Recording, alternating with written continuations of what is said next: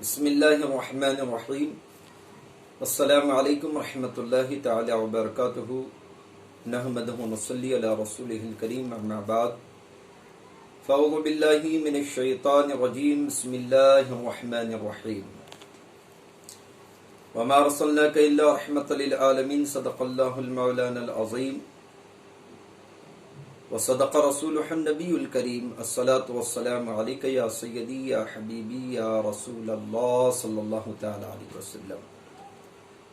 وہی رب ہے جس نے تجھ کو حمدن کرم بنایا، ہمیں بھیک مانگنے کو تیرا آستانہ بتایا، تجھے حمد ہے خدایا۔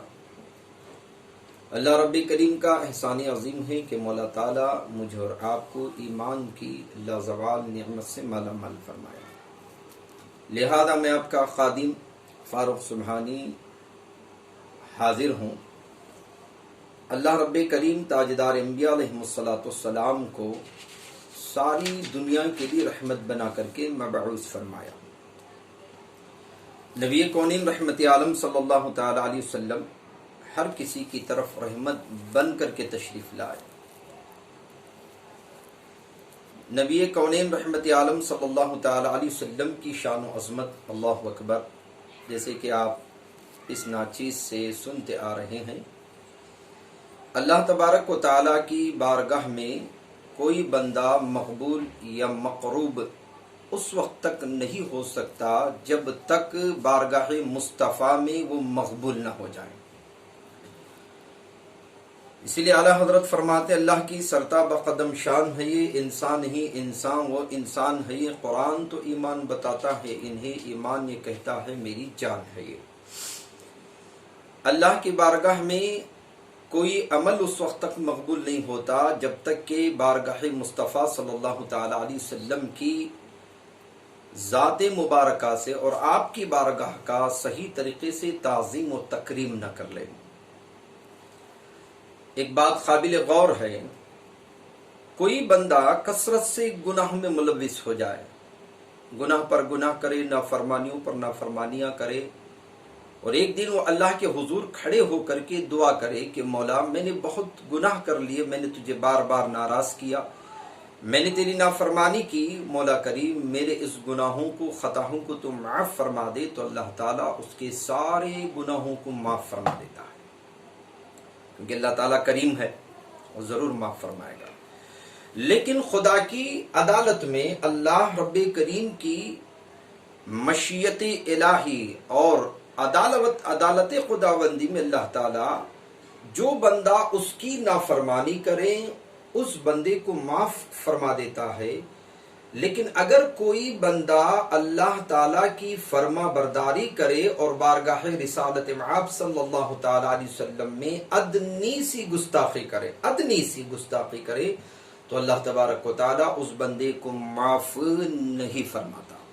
یہ بات قابل غور ہے۔ اسی مشن کے پیچھے اہل سنت والجماعت کے ہمارے اکابر علماء زمانے قدیم میں بھی اسی عقائد کے تعلق سے خدمت کرتے آئے، آج بھی الحمدللہ رب العالمین ہمارے بڑے بڑے بزرگان دین جیسے کہ ہمارے شیخنا ابو بکر مسلیار مد ظلہ العالی، اللہ تعالیٰ انہیں عمر خضری عطا فرمائے، دیگر سرزمین ہند میں ایسے خدمات سنیت کے لیے نبی کونین صلی اللہ تعالیٰ علیہ وسلم کے سچے عاشق، جن کی ایمان کی مہک نے ایک زمانے تک آنے والے مستقبل میں آنے والے لوگوں کے لیے ایمان کی مہک ملی، ایسے اللہ تعالیٰ نے انہیں ایمان کی دولت عطا فرمائی۔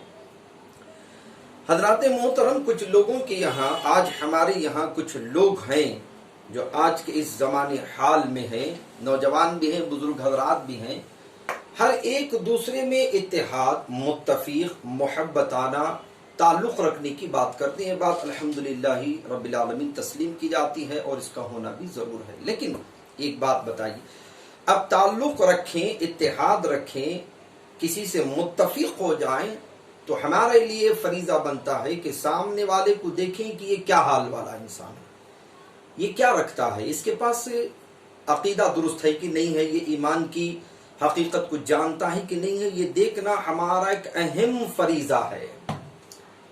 بغیر اسے دیکھے آپ کسی سے تعلق نہیں رکھ سکتے۔ آپ یہ نہ سمجھیں کہ فاروق سبحانی نے اس ٹاپک کو چھیڑ کر کے امت مسلمہ کے درمیان ایک انتشار پیدا کیا، نہیں، اللہ تبارک و تعالی میری اور آپ کی حفاظت فرمائے۔ حقیقت میں نہیں، میں نے اور میرے تمام ایس ایس ایف کے ذمہ داروں نے، ہم نے اس کلاس کی شروعات کر کے یہ غور و فکر اپنے اندر پیدا کی کہ آج جس ٹاپک پر ہماری گفتگو آپ کے درمیان ہو رہی ہے، اس لیے ہم نے اس عنوان کو چھیڑا ہے تاکہ لوگوں تک بات حق کی پہنچ جائے کہ حق کیا ہے، آخر حق کیا ہے، حق کون سا ہے۔ بعض لوگوں کے نزدیک یہ بتایا جاتا ہے کہ ہر کسی سے محبت کے تعلقات رکھے جائیں، کسی سے کسی بات کی بیر نہ رکھی جائے، ایک دوسرے کو سمجھیں، سمجھنا ضروری ہے، لیکن سب لوگوں سے سمجھا نہیں جا سکتا، سب لوگوں سے ہماری دوستی صلح نہیں ہو سکتی، کیونکہ اللہ تبارک و تعالی قرآن مقدس میں نبی کونین صلی اللہ تعالی علیہ وسلم کی جو گستاخ ہیں، نبی کی جنہوں نے گستاخ کی، اللہ تعالیٰ نے ان کا جواب قرآن میں دیا ہے۔ مثال کے طور پر، مثال ہی نہیں، قرآن کا 30واں پارہ جس میں سورہ لہب تبت یدا ابی لہب وتب، یہ سورہ کیا ہے؟ اللہ تعالیٰ نے ابو لہب پر عذاب نازل فرمانے کا حکم اس صورت میں ارشاد فرمایا۔ کہا کہ کیوں؟ کیونکہ ابو لہب جو ہے وہ بارگاہ مصطفیٰ صلی اللہ تعالیٰ علیہ وسلم کا گستاخ تھا، لیکن رشتے میں اگر دیکھا جائے تو نبی کا وہ چچا تھا، ابو جہل نبی کا چچا تھا۔ لیکن اللہ تبارک و تعالیٰ نے یہاں پر یہ نہیں دیکھا کہ کس خاندان و قبیلے سے تعلق رکھتا ہے، بلکہ رب نے یہ دیکھا اگر کوئی حبش کا سیاہ فام چہرہ رکھنے والا سیدنا بلال حبشی رضی اللہ تعالیٰ، جو موزن رسول کے نام سے آج ان کا خطاب ہے، رسول صلی اللہ تعالیٰ علیہ وسلم کے موزن کہلائے، نبی کونین صلی اللہ تعالیٰ علیہ وسلم کے تمام عاشقوں میں ایک نام روشن روا ہے، وہ سیدنا بلال حبشی رضی اللہ تعالیٰ عنہ ہے، رضی اللہ تعالیٰ عنہما ہے۔ اللہ تعالیٰ ان کے صدقے ہم تمام کی مغفرت فرمائے۔ یقیناً ہمارا یقین ہے اللہ تعالیٰ اس کے محبوبوں کے غلاموں کے صدقے ہماری مغفرت فرمائے گا۔ تو اللہ تبارک و تعالیٰ نے انہیں محبوب کیوں رکھا؟ محبوب رکھنے کا مقصد کیا تھا؟ محبوب اس لیے رکھا کہ اللہ تبارک و تعالیٰ اسی کو محبوب رکھتا ہے جو اس کے نبی کا محبوب ہو جاتا ہے، اور اللہ تبارک و تعالیٰ اسے محبوب نہیں رکھتا جو نبی کا محبوب نہیں ہوتا۔ تو اسی پر اللہ تبارک و تعالیٰ نے بارہا قرآن مقدس میں کئی مقامات پر نبی کونین صلی اللہ تعالیٰ علیہ وسلم کی ذات مبارکہ کو آپ کی محبت کرنے کا بار بار حکم فرمایا، اور اللہ تعالیٰ نے تمام بندوں کو یہ تاکید فرمائی، جب تک میرے محبوب کو راضی نہ کرو گے میں راضی ہونے والا نہیں ہوں۔ لہذا آج کی ٹاپک میں نبی کونین صلی اللہ تعالیٰ علیہ وسلم کے گستاخ جو ہیں دو قسم کے ہوتے ہیں۔ ایک گستاخ وہ ہے جنہوں نے ظاہری دشمنی کی، جیسے کہ کفاران مکہ، ابو جہل، ابو لہب، عتبہ، شیبہ، امیہ بن خلف، دیگر جتنے بھی کفار و مشرکین تھے نبی کونین صلی اللہ تعالیٰ علیہ وسلم کو جنہوں نے اذیت پہنچائی، ایک وہ تھے، اور دوسرا فرقہ وہ تھا جو دوستی کا لبادہ اوڑھ کر کے نبی پاک صلی اللہ علیہ وسلم سے دشمنی کیا کرتے تھے، نبی کونین صلی اللہ تعالیٰ علیہ وسلم سے دشمنی کیا کرتے تھے۔ ایک بظاہر دشمن تھے اور ایک بظاہر دوستی بتاتے تھے، لیکن حقیقت ان کی یہ تھی وہ نبی پاک صلی اللہ علیہ وسلم سے بغض و عناد رکھا کرتے تھے۔ اب آپ کہتے ہیں کہ ہر کوئی کلمہ پڑھنے والا اپنا ہے، اپنا ہو جائے گا، صاحب کیسے ہوگا؟ تو لہٰذا میں اس کی تفصیلات نہ کرتے ہوئے میں آپ کو ایک ایسی بات آپ کے حوالے گوشے گزار کرنا چاہوں جو آپ کی سمجھ میں صحیح طریقے سے آپ کے قلوب و اذہان میں وہ بات سمجھ آئے اور آپ اس پر مکمل طریقے سے عمل کرنے کی کوشش کریں۔ تو نبی کونین صلی اللہ تعالیٰ علیہ وسلم کے گستاخوں میں ایک فرقہ وہ ہے جو بظاہر دوستی کیا کرتا تھا، لیکن وہ کون تھے؟ منافق تھے۔ اچھا آپ بتائیے، کیا منافق نماز نہیں پڑھتے تھے؟ نماز پڑھتے تھے، اور وہ بھی کہاں نماز پڑھتے تھے جانتے ہیں آپ؟ مسجد نبوی میں نبی پاک صلی اللہ تعالی علیہ وسلم کی اقتداء میں نماز ہوا کرتی تھی، لیکن وہ منافق کیوں ہوئے؟ منافق اس لیے ہو کہ بظاہر انہوں نے نمازیں تو پڑھی، لیکن ان کے دل میں اللہ کے رسول صلی اللہ تعالی علیہ وسلم کی دشمنی بھری ہوئی تھی۔ تو اللہ تبارک و تعالی ظاہر کو نہیں دیکھتا، بلکہ دل کے ارادوں پر اللہ تبارک و تعالی کی قدرت کی مہر لگتی ہے۔ اللہ تبارک و تعالیٰ تمہاری ظاہری سجدوں کو نہیں دیکھتا، تمہاری تلاوتوں کو نہیں دیکھتا، تمہارے روزوں کو نہیں دیکھتا، تمہارے طواف کو نہیں دیکھتا، تمہارے صفا مروہ کی صحیح کو نہیں دیکھتا، تمہاری سخاوت، تمہاری ریاضت، تمہارے راتوں کی بیداری، تمہاری تہجد گزاری، اللہ تعالیٰ اس پر فیصلہ نہیں فرماتا۔ اللہ تبارک و تعالیٰ اس بندے کو محبوب رکھتا ہے جس کا دل عشق رسول کا مدینہ بنا ہوا ہے، اللہ تعالیٰ اسے محبوب رکھتا ہے۔ تو ایک منافق تھے جنہوں نے نبی پاک صلی اللہ تعالی علیہ وسلم سے بڑی دشمنی کر رکھی تھی، یہ منافق تھے۔ تو اللہ کے رسول صلی اللہ علیہ وسلم نے ان کی نشاندہی کی۔ غور سے سنیے گا، آخری بات ہے، میرے پاس وقت نہیں ہے کیونکہ میں اگر وضاحت گفتگو چھیڑوں تو زیادہ وقت لینا پڑے گا۔ آئندہ انشاءاللہ تعالی یہ مکمل طریقے سے اس بات کو آپ تک پہنچایا جائے گا۔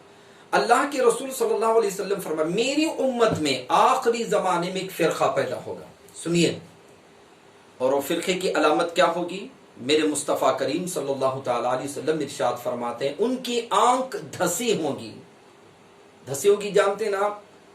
ان کی آنکھ بہت اندر ہوگی، دھسی ہوگی، اور ان کے گال ابھرے ہوں گے۔ گال مطلب یہ حصہ نہیں، یہ حصہ، ان کے گال ابھرے ہوں گے، اور ان کی داڑھی جو ہے بکھری ہوگی۔ آپ کے سامنے ایسے بہت سارے لوگ ملیں گے آپ کو دیکھنے کے لیے، اور ان کا سر جو ہے گنجا ہوگا، ان کے سر کے بال نکلے ہوں گے، اور وہ نمازی ہوں گے۔ وہ قرآن اتنے اچھے لہجے میں پڑھیں گے، لیکن ان کا قرآن پڑھنا ان کے حلق سے نیچے نہیں اترے گا۔